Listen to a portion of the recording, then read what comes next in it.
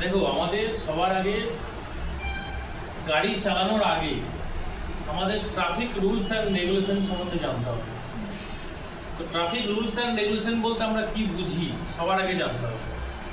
সেটা হচ্ছে how to save drive.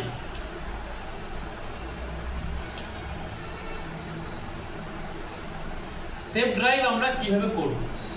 Safe drive করতে গেলে আমাদের কি কি রুলস অ্যান্ড রেগুলেশন মানতে হবে, এটা হচ্ছে আমাদের মেন টপিক। এক নম্বর হচ্ছে সিগন্যাল, 2 নম্বর seat belt wear, seat belt পরে গাড়ি চালাতে হবে। 3 নম্বর while driving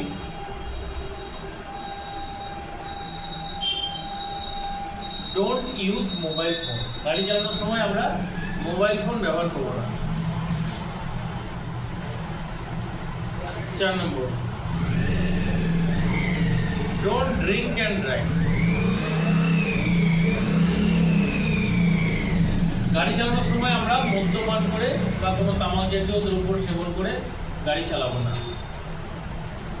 5 number don't rash driving,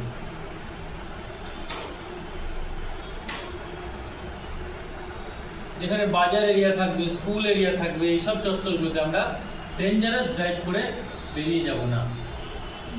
ওকে, তাহলে সবার আগে আমাদের জানতে হবে যে সিগন্যাল কত ধরনের হয়। সিগন্যাল একটা গাড়ি চালাতে গেলে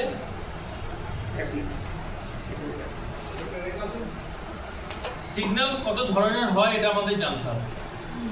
1 নম্বর হচ্ছে automatic light signal.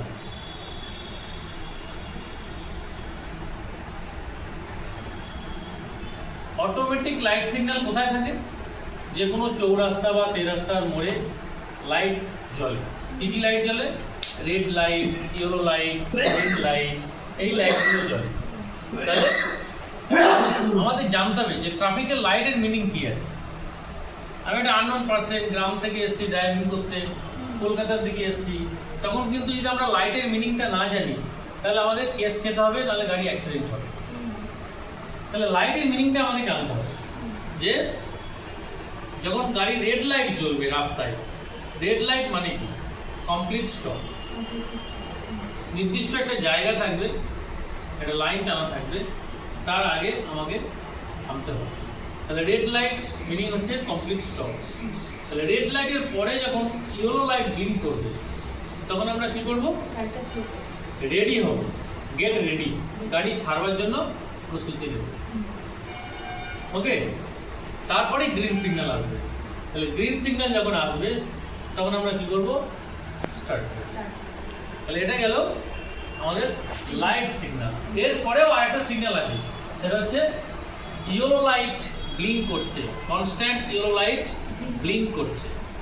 Yellow light যদি কনস্ট্যান্ট ব্লিঙ্ক করে তাহলে আমাদের জানতে হবে যে আমি কিভাবে রাস্তাটা পার করব। এবার আমাদের জানতে হবে যে আমি কোন রাস্তায় গাড়িটা চালাচ্ছি। আমি মেন রোডে আছি না সরু রাস্তায় আছি। আমি যদি মেন রাস্তায় থাকি, ইয়েলো লাইট ব্লিঙ্ক করছে, তাহলে আমাকে কি করতে হবে? কশাসলি ক্রস দ্য রোড,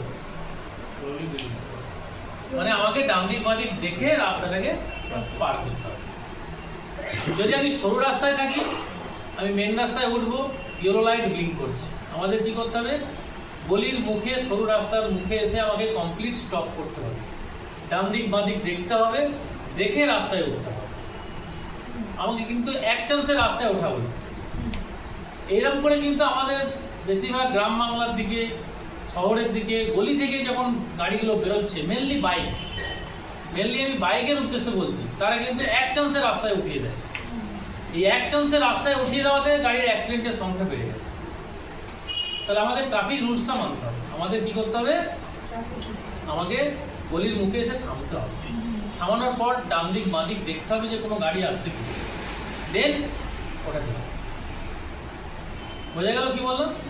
এটা হচ্ছে ইয়েলো লাইট যদি কনস্ট্যান্ট ব্লিঙ্ক করে, মানে তখন কোনো ট্রাফিক পুলিশ থাকে না রাস্তায়, তখন আমাদের এই নিয়মটা ফলো করতে হবে। ওকে ওকে